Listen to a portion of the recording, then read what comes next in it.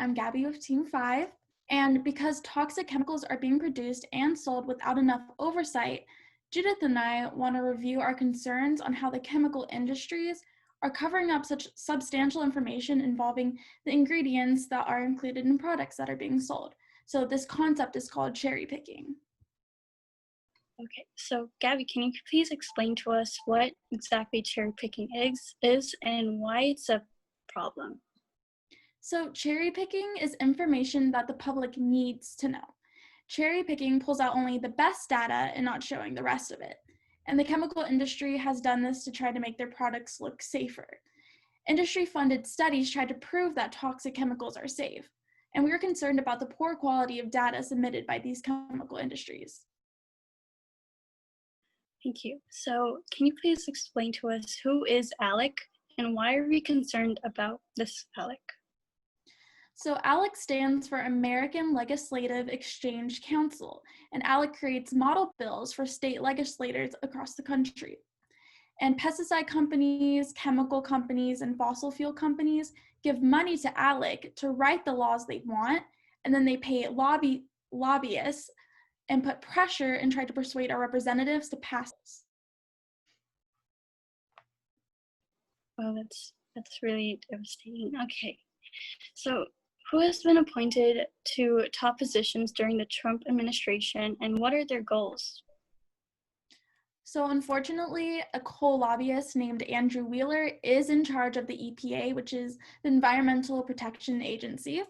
And since he's been there, he's rolled back one of our most influential environmental protection, which is MATS, which you heard Judith talk about earlier. And it's the Mercury and Air Toxic Standard. And Andrew Wheeler's goal is trying to help the people who own the coal-fired power plants, but he doesn't consider the workers who are exposed to the harmful toxins. And also, another former oil lobbyist named David Bernhardt is the U.S. Secretary of the Interior, and he's in charge of our public lands. So taking a look at what has happened, his goal is to sell off our public lands and allow oil companies to drill. Bernhardt has helped look after an unequal expansion of oil and gas on public lands. While doing this, has collected little to no public comment and virtually no environmental reviews. This is bad because we need our voices to be heard. Yes, I agree. Our voices need to be heard.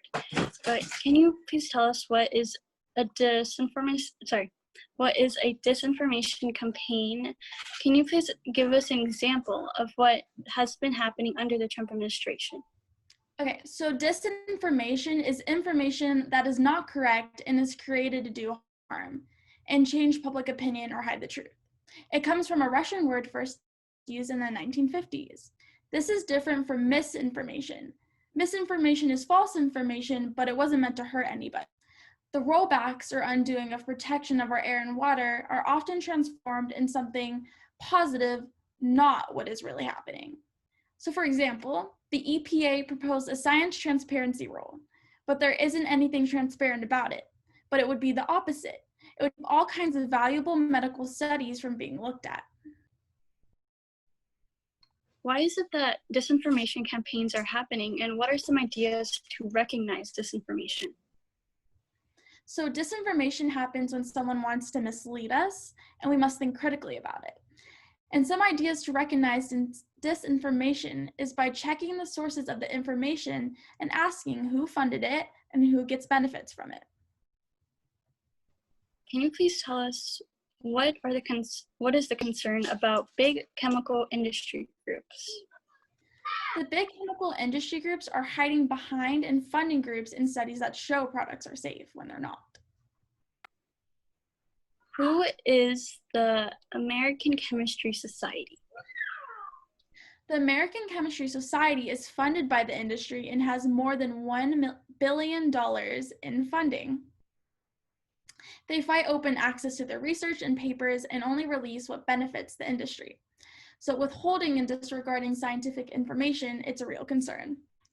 So an example is a group that says they are a pro-science consumer advocacy organization and a 501c3 nonprofit founded in 1978.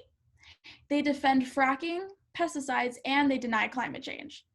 They are funded by companies like Chevron, Exxon, Bayer, Monsanto, Dow, and the Koch brothers. Their executive director went to jail for fraud. So part of what we see in the rollbacks is hiding of information. The EPA restricted who is eligible to serve on their advisory groups. They banned any scientist who is receiving EPA grant funding. This is a problem because many of the experts in the field are doing EPA-funded research. That leaves researchers who are privately funded and funded by corporations. And the EPA has 3 advisory groups. The Scientific Advisory Board looks at the current science. The Board of Scientific Counselors works with the EPA scientists, and the Clear Air Scientific Advisory Committee advises the EPA. The EPA broke up the Clean Air Scientific Advisory Committee, which focused on particulate matter, or PM, which is extremely harmful to human health and the environment as a whole. The EPA postpones, shortens, or cancels meetings with these groups.